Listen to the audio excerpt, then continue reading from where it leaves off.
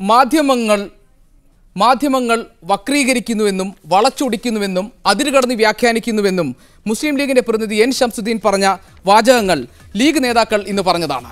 അതായത് സംസ്ഥാനത്ത് UDFന്റെ പ്രതിനിധിയുടെ വിജയപരാജയങ്ങളെ നിശ്ചയിക്കുന്നത് മുസ്ലിം ലീഗാണെന്നാണ്.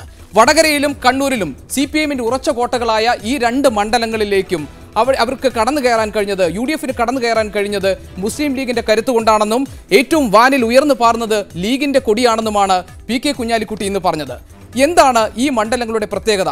കോഴിക്കോടും പൊന്നാനിയും വടകരയും മലപ്പുറവും ഇങ്ങനെ ലീഗിന് സ്വാധീനമുള്ള മണ്ഡലങ്ങൾ ഏത് തരത്തിലാണ് കഴിഞ്ഞ ലോക്സഭാ തെരഞ്ഞെടുപ്പിൽ ലീഗ് അവകാശപ്പെടുന്നത് പോലെ ഒരു പിന്തുണയും ശക്തിയും അവർക്ക് പ്രകടിപ്പിക്കാനായത്? എന്താണ് ഈ മണ്ഡലങ്ങളുടെ സവിശേഷത? അതാണ് നമ്മളിനി നോക്കാൻ പോകുന്നത്. കുഞ്ഞാലിക്കുട്ടി ഇന്ന് പ്രസംഗത്തിൽ പരാമർശിച്ച വടകര മണ്ഡലത്തെ സംബന്ധിച്ച് വടകര മണ്ഡലത്തിൽ വരുന്നത് നിയമസഭാ മണ്ഡലങ്ങൾ തലശ്ശേരി, കൂത്തുപറമ്പ്, വടകര, കുറ്റിയാടി, നാദാപുരം, കൊയിലാണ്ടി, പേരാമ്പ്ര. ഈ നിയമസഭാ മണ്ഡലങ്ങൾ ചേരുന്നതാണ് വടകര ലോക്സഭാ മണ്ഡലം.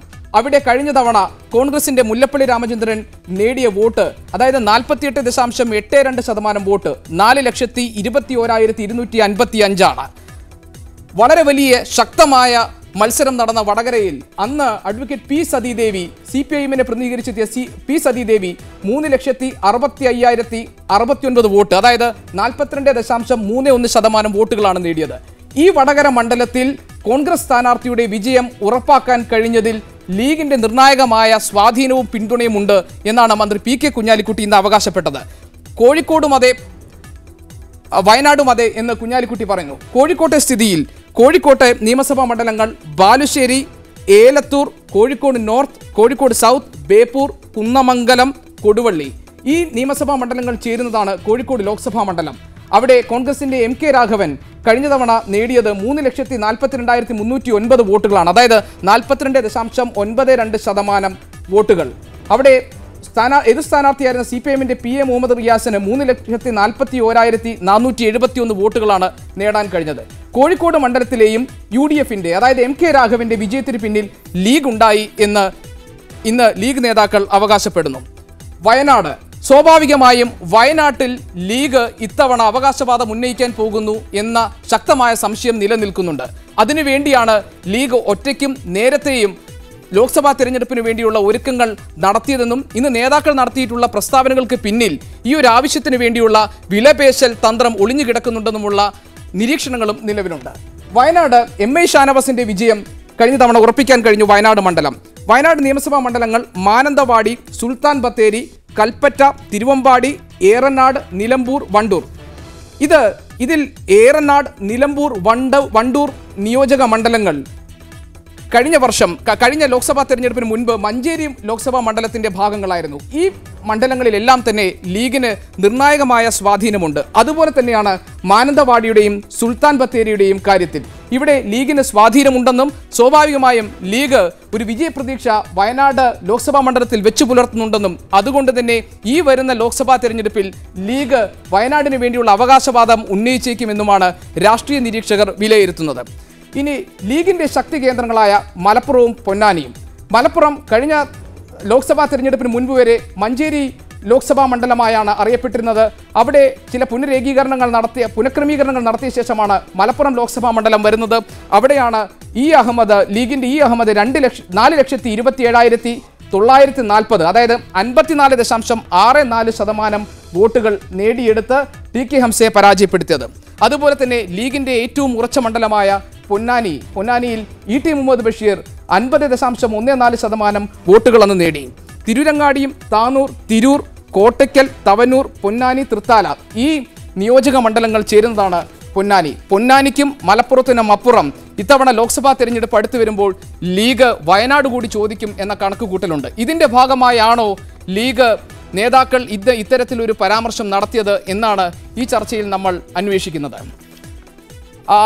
ശ്രീമതി ലാലി വിൻസെന്റ്, എൻ്റെ ചോദ്യം, ഇപ്പോൾ മോഡിക്കെതിരെ എല്ലാവരും ഒന്നിച്ചു നിൽക്കേണ്ടതിൻ്റെ ആവശ്യകതയെക്കുറിച്ച് അതിനുവേണ്ടി ഒരു ബോധം ഉയർത്തുന്നതിന് വേണ്ടിയാണ് ലീഗ് ഇത്തവണ വളരെ നേരത്തെ പ്രചാരണ പ്രവർത്തനങ്ങളിലേക്ക് ഇറങ്ങിയത് എന്ന് പറഞ്ഞു. അത് ചില ദോഷങ്ങൾ ചെയ്തിട്ടുണ്ടെന്നും ശ്രീമതി ലാലി വിൻസെന്റ് പറഞ്ഞു. വയനാട് ലോക്സഭാ മണ്ഡലത്തിന് വേണ്ടി ലീഗ് അവകാശവാദം ഉന്നയിക്കാൻ പോകുന്നു എന്ന വാർത്ത ശക്തമാണ്. അത് തള്ളിക്കളയാൻ കഴിയില്ല എന്നാണ് ഇ ടി മുഹമ്മദ് ബഷീറിനെ പോലെയുള്ള നേതാക്കൾ പല ആവർത്തി പറഞ്ഞിട്ടുള്ളത്. ഇത് കോൺഗ്രസ് മുഖവിലേക്ക് എടുക്കുന്നുണ്ടോ?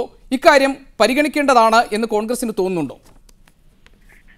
തീർച്ചയായിട്ടും ഈ ചോദ്യത്തിന് ഉത്തരം പറയേണ്ടത് തെരഞ്ഞെടുപ്പ് കമ്മിറ്റിയാണ്. കോൺഗ്രസിന്റെ സംസ്ഥാന തെരഞ്ഞെടുപ്പ് കമ്മിറ്റിയും ഉന്നത നേതാക്കളും ചേർന്നുള്ള കൂടിയാലോചനയിൽ എന്താണോ UDFന്റെ സഖ്യകക്ഷികൾ തമ്മിൽ ഉരുത്തിരിഞ്ഞു വരുന്ന ആശയവിനിമയവും തീരുമാനവും എന്നതിനെ അടിസ്ഥാനമാക്കിയേ വയനാട് മുസ്ലിം ലീഗിനെ ക്ലെയിം ചെയ്താൽ നൽകുമോ ഇല്ലയോ എന്ന് പറയാൻ കഴിയൂ.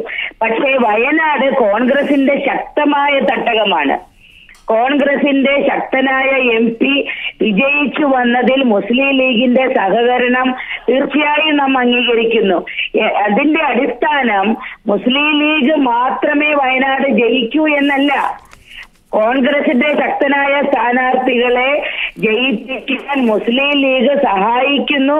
ആ സഹായത്തെ കോൺഗ്രസ് അംഗീകരിക്കുന്നു എന്ന് മാത്രവുമല്ല മുസ്ലിം ലീഗിന് അർഹമായ അംഗീകാരം ലഭിച്ചിട്ടില്ല എന്ന് മുസ്ലിം ലീഗിന് ഒരിക്കലും പറയാൻ കഴിയില്ല. 5 മന്ത്രിമാരെ നൽകി സംസ്ഥാന ഭരണത്തിൽ മുസ്ലിം ലീഗിന് അംഗീകാരം നൽകി. വളരെ തന്ത്രപ്രധാനമായ വകുപ്പുകൾ ഭരിക്കാൻ നൽകിക്കൊണ്ട് കോൺഗ്രസ് മുസ്ലിം ലീഗിന് നൽകിയ അംഗീകാരത്തെ നന്ദിയോടെ മുസ്ലിം ലീഗ് ഓർമ്മിക്കേണ്ടതാണ്. കേന്ദ്രത്തിൽ ഒരു മന്ത്രിസ്ഥാനം വേണം, അത് ക്യാബിനറ്റ് റാങ്കുള്ള മന്ത്രിസ്ഥാനം വേണമെന്നെല്ലാം മുസ്ലിം ലീഗ് ഉന്നയിക്കുന്നതായി മനസ്സിലാക്കിയിട്ടുണ്ട്. ശ്രീ രമേശ് ചെന്നിത്തലയുടെ മന്ത്രിസഭാ പ്രവേശനവുമായി ബന്ധപ്പെട്ട് ഈ വിഷയങ്ങളിൽ ചർച്ചകൾ ഔദ്യോഗികമായോ അനൗപചാരികമായോ ഒക്കെ ഉണ്ടായിട്ടുണ്ട്. ഔപചാരികമായ ചർച്ചകൾ ഉണ്ടായില്ല എന്ന് ഉറക്കെ പറയുക മാത്രമാണ് ചെയ്തിട്ടുള്ളത്. മുസ്ലിം ലീഗിന്റെ ഇത്തരം അവകാശവാദങ്ങളെ ഒന്നും കോൺഗ്രസ് അവഗണിക്കുകയില്ല, നിഷേധിക്കുകയില്ല. അംഗീകരിക്കണമോ വേണ്ടയോ എന്നുള്ളത് തീരുമാനിക്കേണ്ടത് തീർച്ചയായും. താങ്കളിലേക്ക് മടങ്ങി വരാം. ശ്രീ കാസിം ഇരിക്കൂർ, അംഗീകരിക്കണമോ വേണ്ടയോ എന്നത് അറിയില്ല, ഏതായാലും തള്ളിക്കളയുകയില്ല എന്നാണ് ലാലി വിൻസെന്റിന്റെ നിലപാട്. ഏതായാലും ഏറനാട്, നിലമ്പൂർ, വണ്ടൂർ തുടങ്ങിയ 3 മണ്ഡലങ്ങളിലും വളരെ ശക്തമായ വ്യക്തമായ ലീഡുള്ള വോട്ടുള്ള മുസ്ലിം ലീഗ്. അതിന് മറ്റ് മണ്ഡലങ്ങളിലും മാനന്തവാടി, സുൽത്താൻ ബത്തേരി, കൽപ്പറ്റ, തിരുവമ്പാടി തുടങ്ങിയ വയനാട് ജില്ലയ്ക്കകത്തുള്ള സ്ഥലങ്ങളിലും ലീഗിന് കൃത്യമായ വോട്ടുകളുണ്ട്. ആ ശക്തി ഒന്നുകൂടി എടുത്തു കാണിക്കുക എന്നതാണ് ലീഗ് ഇപ്പോൾ നടത്തുന്ന തന്ത്രം. അത് ആ സീറ്റിന് വേണ്ടി തന്നെയാണ് എന്ന് ഉറപ്പിച്ച് പറയാമോ? മുൻ തെരഞ്ഞെടുപ്പുകളിലെല്ലാം തന്നെ ഇതേപോലുള്ള അവകാശവാദങ്ങളും അതുപോലെ തന്നെ ആവശ്യങ്ങളും ഉയർന്നിട്ടുണ്ട് എന്നുള്ളതാണ് രസകരമായ വസ്തുത. കഴിഞ്ഞ ലോക്സഭാ തെരഞ്ഞെടുപ്പിലും അതിനു മുമ്പും തന്നെ ലീഗ് 3 സീറ്റിന് ആവശ്യപ്പെടുമെന്ന് നിരന്തരം വാർത്തകളുണ്ടായിരുന്നു. അവസാനം കോൺഗ്രസുമായി ഹൈക്കമാൻഡുമായി ചർച്ച നടത്തിക്കഴിഞ്ഞാൽ 2-ൽ ഒതുങ്ങിയാണ് പതിവ്. ഇനി ഇത്തവണത്തെ ദേശീയ രാഷ്ട്രീയം ഒന്ന് സൂക്ഷ്മമായ വിശകലനം നടത്തുന്ന അവസരത്തിൽ ഒരിക്കലും തന്നെ ലീഗിന് 3ാമത്തെ സീറ്റ് കൊടുക്കാൻ സാധ്യതയില്ല. കാരണം സ്വതന്ത്ര ഇന്ത്യ കണ്ട ഏറ്റവും വാശിയേറിയൊരു തെരഞ്ഞെടുപ്പാണ് നടക്കാൻ പോകുന്നത്. ശ്രീ നരേന്ദ്രമോദിയെ BJP പ്രധാനമന്ത്രി സ്ഥാനാർത്ഥിയായി പ്രഖ്യാപിച്ചതോടുകൂടി വീറും വാശിയും കൂടിയിരിക്കുകയാണ്. ഏത് കക്ഷിക്കാണ് ഏറ്റവും വലിയ കക്ഷിയായി തെരഞ്ഞെടുക്കപ്പെടുക എന്നുള്ളതാണ് ഏറ്റവും പ്രധാനപ്പെട്ട ഒരു വിഷയമായി മാറുന്നത്. ടെലിഫോൺ ലൈനിലെത്തിയിട്ടുണ്ട് ശ്രീ KP മജീദ്. സംസ്ഥാനത്ത് UDF സ്ഥാനാർത്ഥിയുടെ വിജയം ഉറപ്പിക്കുന്നതിൽ നിർണായകമാണ് ലീഗ് എന്ന് താങ്കൾ പറയാൻ ഉണ്ടായ സാഹചര്യം എന്താണ്? അല്ല, ഞാൻ പറയാനുള്ള സാഹചര്യം കഴിഞ്ഞ തെരഞ്ഞെടുപ്പിലും അല്ലാത്ത ഘട്ടത്തിലും ഞങ്ങളുടെ പങ്ക് എല്ലാ ജയിച്ച സ്ഥാനാർത്ഥി എടുത്ത് പറഞ്ഞിട്ടുണ്ട്. ഞങ്ങളുടെ പ്രവർത്തകന്മാരെ നേരത്തെ സജ്ജമാക്കുന്നതോടുകൂടി UDFന്റെ വിജയത്തിന് അത് ഗുണകരമായിരിക്കുമെന്ന് കഴിഞ്ഞകാല അനുഭവമുണ്ട്. അതുകൊണ്ട് നമ്മുടെ പ്രവർത്തകർ അതിനനുസരിച്ച് പോകണമെന്നാണ് ഇതിനർത്ഥം. അതുമാത്രമാണോ ശ്രീ KP മജീദ് അതിനുള്ള അർത്ഥം? അതല്ല, അതിലും വലിയ അർത്ഥങ്ങൾ അതിൽ ഒളിഞ്ഞു കിടക്കുന്നുണ്ടോ എന്നതായിരുന്നു ഞങ്ങളുടെ ചർച്ചയുടെ മർമ്മം. ലീഗ് ഏതെങ്കിലും ഒരു ഘട്ടത്തിൽ വയനാട് ആവശ്യപ്പെടാൻ വേണ്ടി ഒരുങ്ങുന്നുണ്ടോ? അതിനുള്ള ആലോചനകൾ ലീഗിനകത്ത് നടക്കുന്നുണ്ടോ? പാർട്ടിക്കകത്ത് നിന്ന് ധാരാളം ആവശ്യങ്ങൾ നിരന്തരമായി ഉണ്ടാകുന്നുണ്ടല്ലോ കൂടുതൽ ലോക്സഭാ സീറ്റ് ആവശ്യപ്പെടണമെന്ന കാര്യത്തിൽ. അത് സാധാരണഗതിയിലെ തെരഞ്ഞെടുപ്പ് വരുമ്പോൾ കൂടുതൽ സീറ്റ് ചോദിക്കണമെന്ന് പല ആൾക്കാരും പറയും. ഞങ്ങൾ പാർട്ടി കമ്മിറ്റി കൂടിയിട്ട് വേണോ വേണ്ടേ എന്നെ സംബന്ധിച്ച് ഇതുവരെ ചർച്ച നടത്തിയിട്ടില്ല. ചർച്ച നടത്താത്തൊരു കാര്യം ഇപ്പൊ പറയുന്നതിന് അർത്ഥമില്ല.